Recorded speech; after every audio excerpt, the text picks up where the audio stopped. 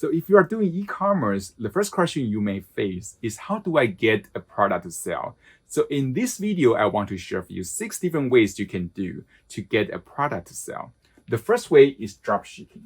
So dropshipping, how does this work, right? So by doing dropshipping, you become the middleman of your supplier and your customer. So you don't actually have to source an inventory, right? So you have to go find a supplier and you want to negotiate a deal. So you want to negotiate a right to sell their product on the internet. So when they agree, you just go to eBay, go to Amazon and list those items for sale.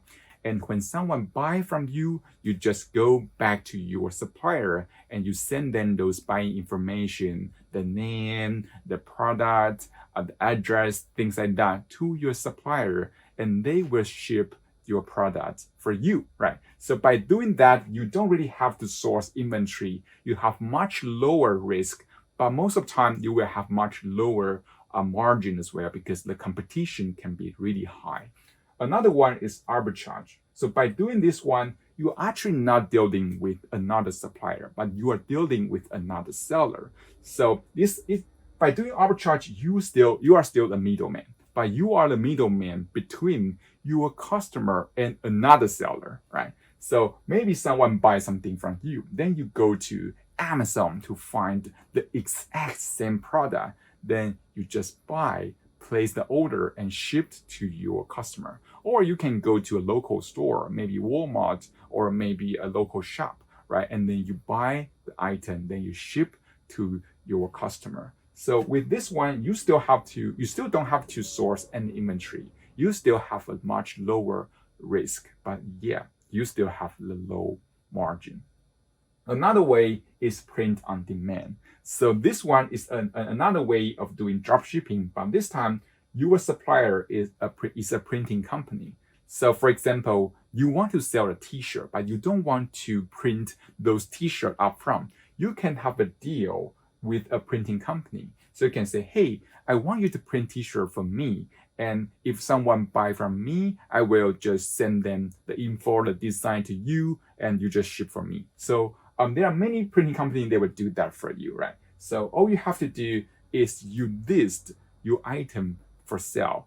And basically the picture will be a markup, which means you don't actually source the product. You don't actually print the product. It's just a markup, right? So when someone buy from you, you send those information to your printing company, right? What's the design? What's the t-shirt size? Or if they buy mug, what's the size? Things like that. Then they will print the item for you and ship to your customer. So it's another form of dropshipping, but this time you have a custom design, which means you can be more unique in the marketplace. Another one is private labeling. So this time you have to source inventory. So how does this work is you go to find a factory or a manufacturer and you say, hey, I like this product. Can I just source this in bulk? But I have to put my logo on it.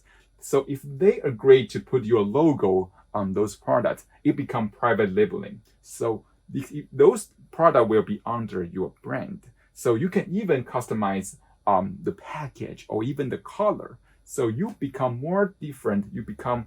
You differentiate yourself on the marketplace by become your own brand. So that's a great way to start. But this time you have to pay for the inventory, but the margin will be higher as well. Another one is wholesale. So unlike private labeling, you have to pay for the inventory as well, but you don't really have your own brand. So it can be other people's brand, right? So the difference between these two is this one, you got to print your logo on the product. And this one, you don't have to, or you don't print your logo on the product.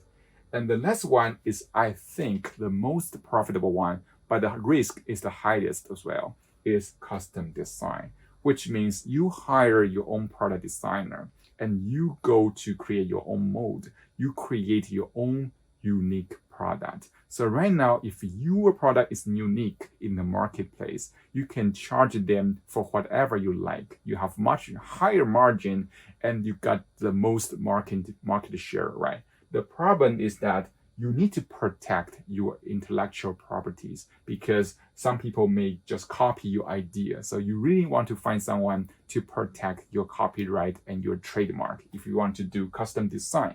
So those are the 6 ways to sell online, right? First one is dropshipping, arbitrage, print on demand, private labeling, wholesale, and custom design. I hope you enjoyed that. I will see you soon in the next video.